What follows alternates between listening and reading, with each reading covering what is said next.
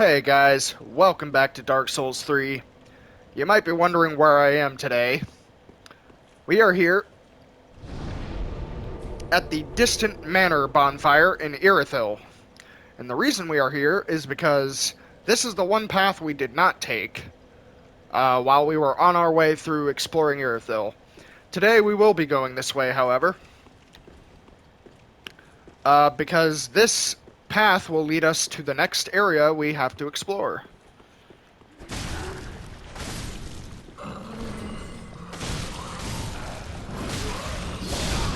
Oh god. Yes.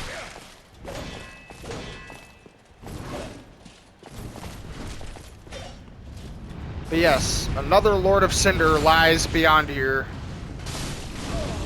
So we will have to explore this area and not die in the process, if I can avoid it. Oh my god. I fucking hate these fire enemies. They just love to interrupt every little attack of yours.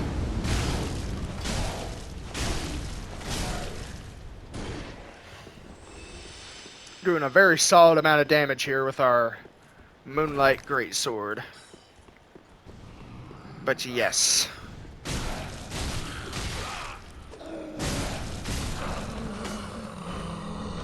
We will be making our way to the next Lord of Cinder here by going to the next area in this game.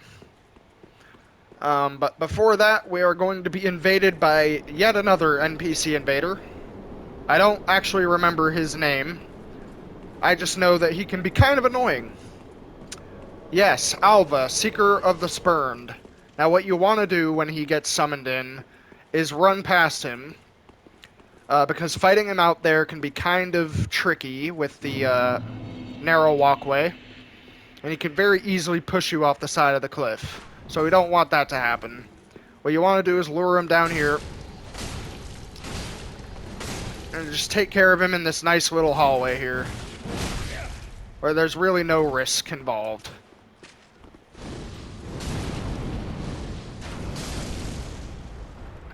Can cheese ourselves another Black Phantom NPC by using the Chaos Bed Vestiges and get ourselves the Murakumo. The Murakumo, I hope I'm saying that right, is a pretty decent quality curved greatsword here. It's got another pretty cool weapon art too. I see a lot of people using this weapon in PvP, so it's gotta be good. I would imagine so anyway. But here we are in this new area. IRITHYLL Dungeon. The best way I can describe this place is basically like Tower of Latria from Demon Souls, but about 5 times more annoying.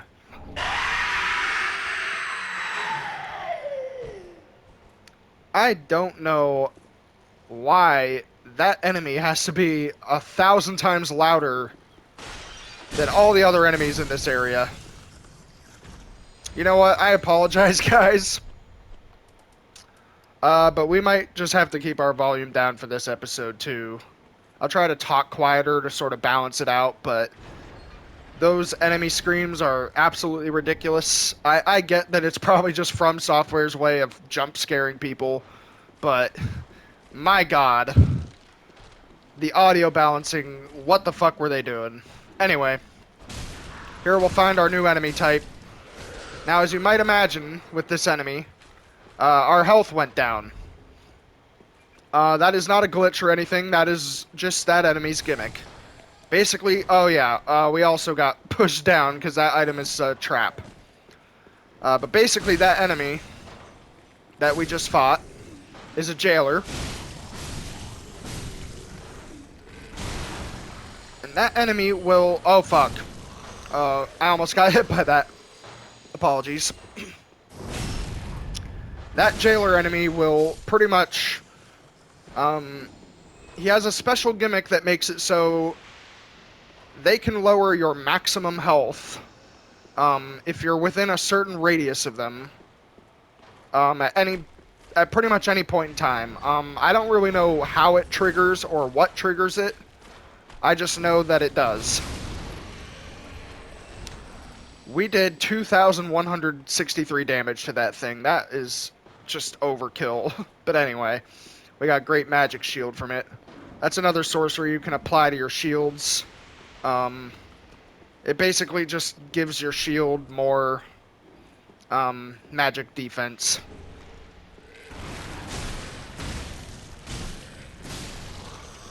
Yes, those jailer enemies can lower your max health if you're within a certain radius of them. They can be very annoying in this area, especially since there are also a bunch of other enemies. I'll actually try to show off here for you guys just how that gimmick of theirs works. Because it can be quite annoying.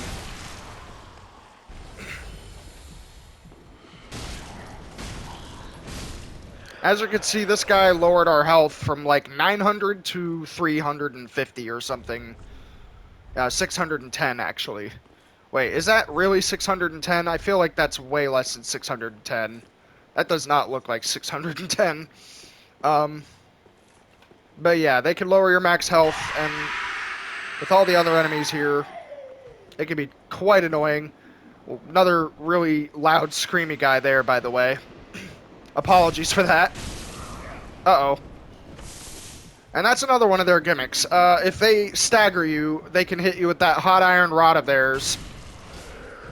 And if they hit you with that hot iron rod, you're pretty much dead, because they can lower your max health to literally 1, as you can see there. So all they really have to do is nick you. Am I really getting invaded? Oh my god. I'm getting invaded in the IRITHYLL dungeon. Unbelievable. What an absolutely cruel joke this is. And he is a tryhard, of course.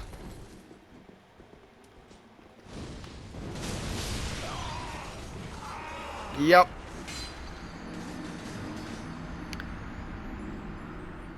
That weapon art that you just saw was the weapon art for the Abyss Watcher's greatsword.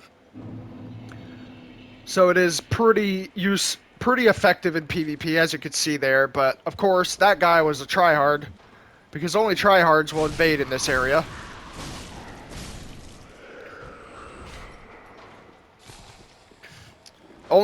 Only complete tryhards will invade in an area like this, where your max health gets lowered every 5 seconds, so that was pretty much like an easy win for him. I didn't even really have to do anything. Oh, yeah. GG's there.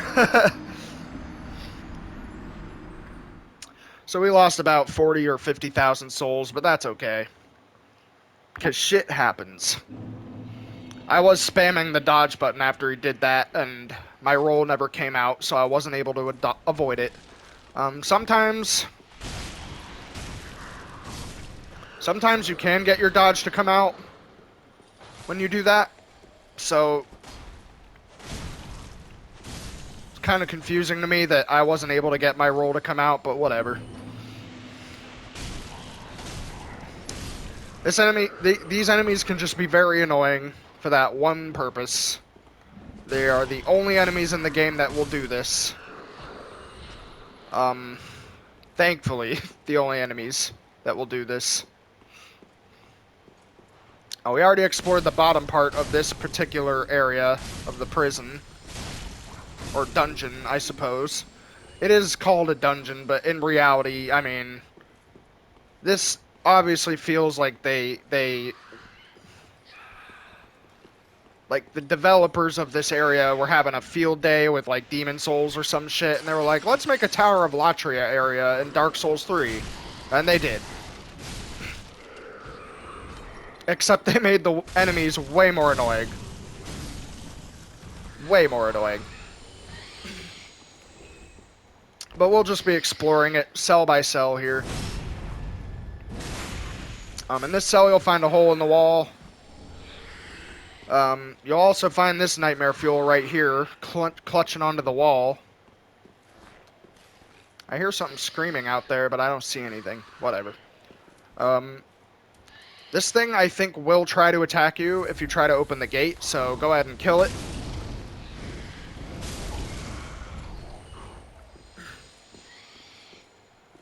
Alright. Now, opening that gate, you got yourself a shortcut if you open this one. So you don't have to go around that cell, I guess. It's a shortcut that literally saves you like 3 seconds of time, pretty much. It's a pretty useless shortcut. In here you can get the Jailbreaker's key. There are a lot of keys in this area too. Also, like Tower of Latria. The keys that you find throughout this level can be used to open a lot of these cells. And a lot of the items in these locked cells you'll definitely need to come back for later because they are very useful. Trying to do a plunging attack here. There we go. Uh-oh.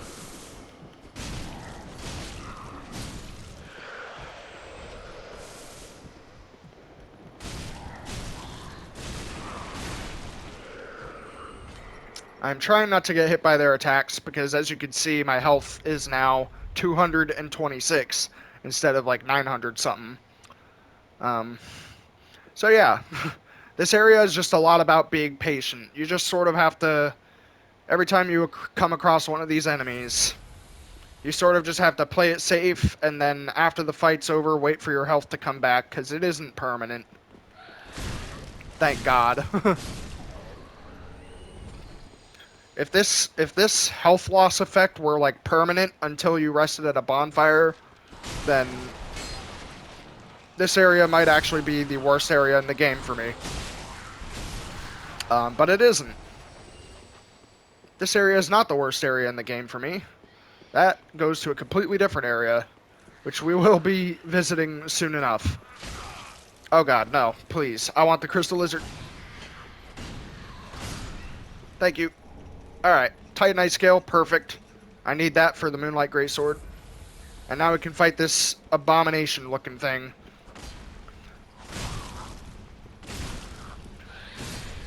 Yeah, let's let's make the Tower of Latria, but let's just make the most cursed-looking enemies you've ever seen in your life.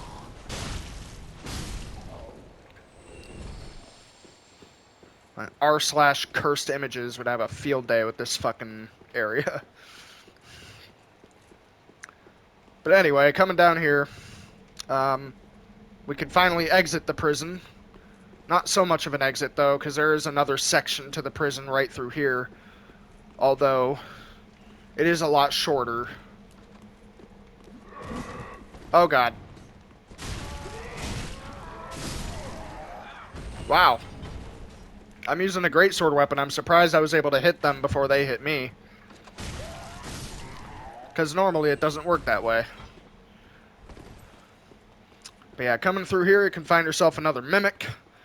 Before I fight this mimic, I'm actually going to use a rusted gold coin to boost my item discovery. Because I would like to get a symbol of avarice from this mimic, if I can. I don't know if it'll work, though. We'll find out.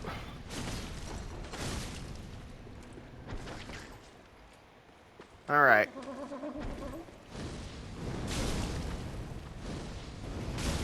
And you're dead. Oh, we did not get a symbol of avarice. That's unfortunate. But we did get an Estus shard, so there's another Estus shard for you guys. Get some more max healing upgrades and stuff. Kill this guy. 700 damage with a frickin' Chaos Bed Vestige, dude. Jesus.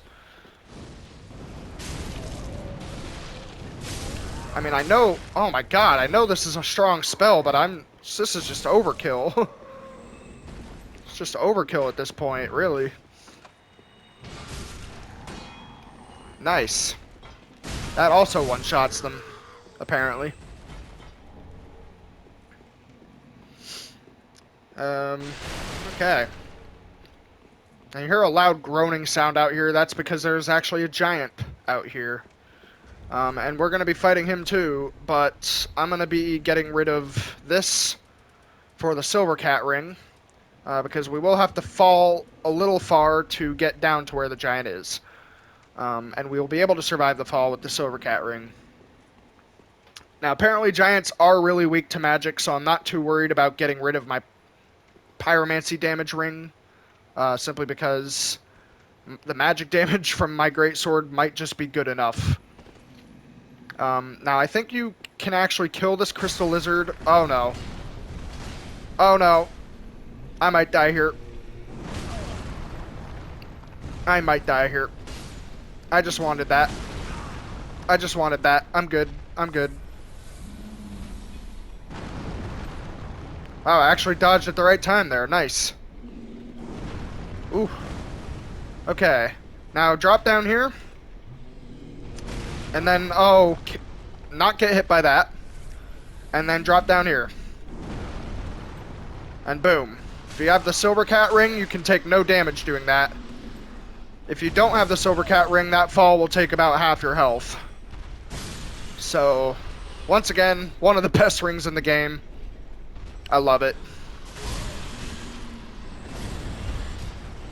I would really like it if these rats didn't do a quarter of my health and damage with each hit. It's kind of dumb. But whatever. We'll fight the giant now.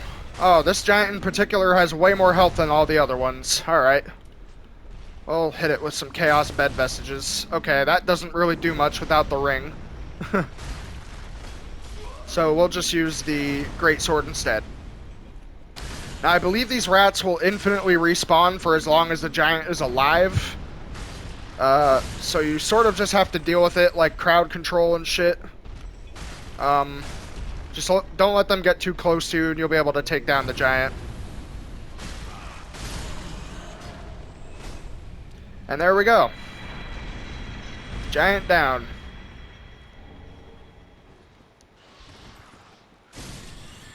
And in killing that giant, you can get yourself a Titanite chunk.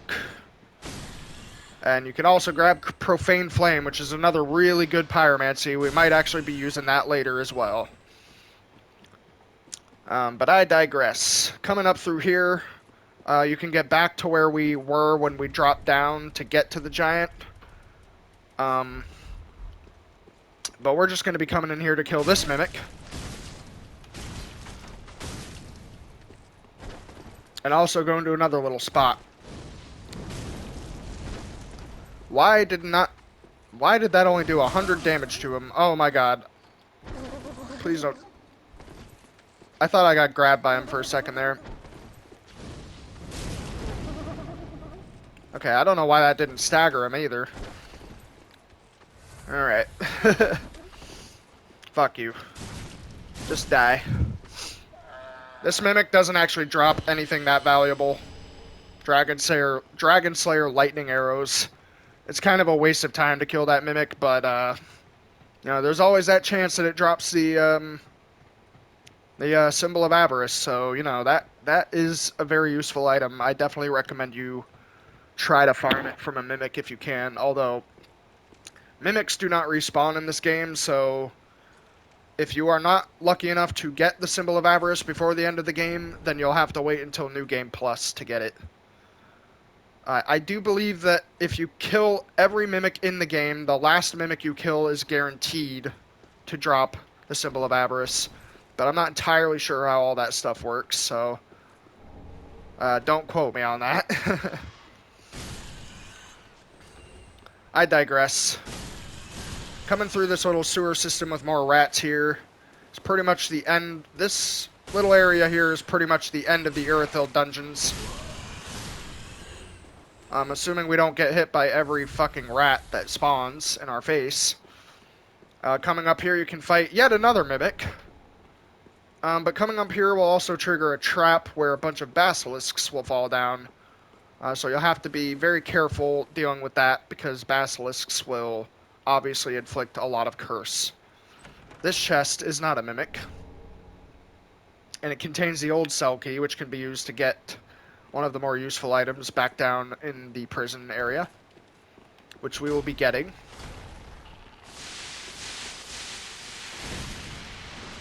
Now, the strategy for getting through all these basilisks is to just sort of always stay behind where they're spewing the curse. Never get too close to it. If you see them spewing curse in an area, just back off and wait for them to come to you. And you can avoid the curse for the most part. As you can see there, we pretty much avoided all of it, and there's only one basilisk left. And these guys can also drop moss fruit, which is very handy. That will give you resistances to pretty much everything. But just like with the bug pellets, it is only temporary resistance. This is the first upside-down mimic in the game. It's another one of them cursed enemies, I feel. These guys, really no different from the other mimics. The only real difference is that their grab attack is a lot harder to telegraph because they're upside down and it's kind of hard to see the animation for it. But killing him will get you the dark clutch ring, so if you like to use dark sorceries and you like to be a glass cannon, that's another good ring for you to have. There are two big mama rats in this area. I think I'll just be luring them out here to make them slightly easier to fight. And there you go. We also didn't pick up that item. Oh, it's just dung pie. Alright. Dung pie is just like, you can throw it at an enemy to inflict toxic on them, but it will also inflict toxic on you if you use it too much, so it's sort of a double-edged sword. But anyway, coming over here, you can get one of your first shortcuts. There is a special area you can access by doing the Path of the Dragon emote on here, which is the emote that we got after we beat Osiris. And that leads to the hardest optional area and optional boss in the game, in my opinion. So definitely, don't go there until you feel as though you are prepared enough, because that area will kick your ass, and so will the boss. Especially its hitbox. But coming up here, opening this door leads right back into the dungeons, which is actually perfect for us, because now we actually have the keys to open some of these locked cells, so we can just do that now. And it also serves as a shortcut to get back to where you were without having to go all the way back around, of course. Now, if I can remember where the locked cell is, I think it's in this section of the prison.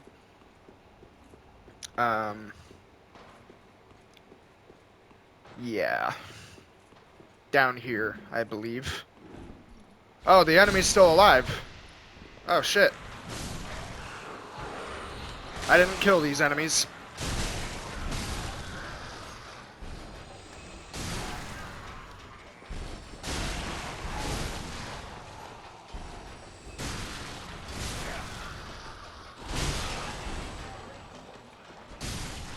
Alright.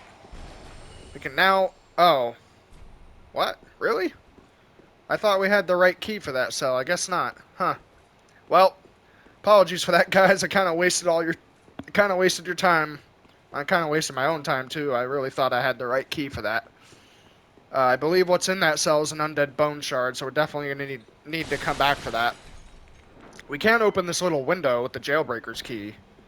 And out here we can get another ring, I believe. Yep, the Bellowing Dragon Crest ring. If you play Dark Souls 1, you already know what this ring does. It pretty much just... Yes. This is basically the ring that gives you a big boost in sorcery damage. Actually, it is... I think it's actually different than it is in Dark Souls 1. In Dark Souls 1, I believe the Bellowing Dragon Crest ring makes your, footsteps silent. So you can sneak around enemies and shit. But in this game, it gives you a big boost to your sorcery damage. So, hey, if you're more of a standard sorcery character, unlike me, where I'm sort of like intelligence and pyromancy, then that ring could be pretty useful for you, I suppose. Now, right here is Lightning Blade. I thought it was Great Lightning Spear for some reason. Lightning Blade, yeah, that's another weapon buff. Give your weapon lightning damage temporarily. It's pretty useful for that. Now, before we explore the rest of this area, I think we are going to go try and find another shortcut that I may have missed back here. I'm pretty sure, at least, this little area over here has another shortcut. I just don't remember. We're going to need to re-equip our Silver Cat ring, though, because this fall will absolutely kill us without it. Oh, God. No, please. No, please. I don't want to be killed by rats. Alright. Right through here where the giant was, there's another elevator, and I believe this will take you to a shortcut. Like a more proper shortcut, I suppose.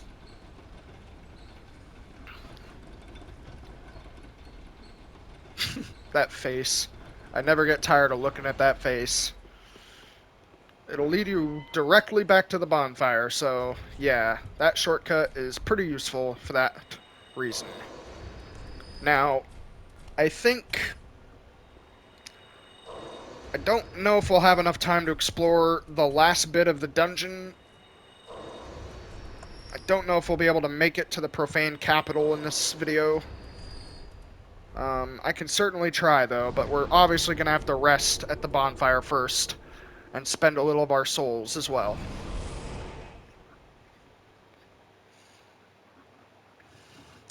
But within the profane capital is where the next Lord of Cinder lies, that we must drag back to his duties here in Firelink.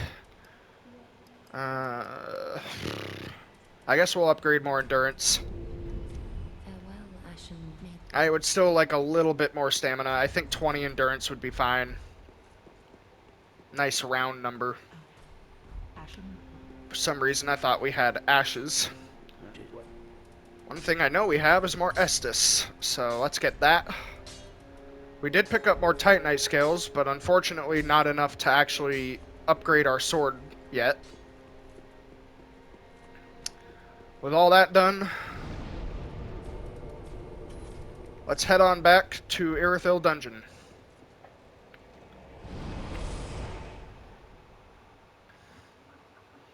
I think we do have one of the keys to open one of these cells here in the beginning area. Because some of these cells are locked too, and I believe one of them has a key in it. Oh, never mind. Well, sorry guys, like I've been saying throughout the course of this playthrough, it has been a while since I've like fully played through this game, so I'm not too familiar with like all the ropes here. You know what, actually, I apologize in saying that we might be able to make it to the profane capital today, but now that I think about it, I don't think we'll have enough time, because there is a lot more stuff to loot in that next room, and a lot more enemies to fight between here and there, so I apologize for sort of misleading you guys on that part, but we will definitely be getting to that next time. In any case, I hope you enjoyed this little exploration of IRITHYLL Dungeon. I hope you're still enjoying watching my playthrough here, and I will see you all next time.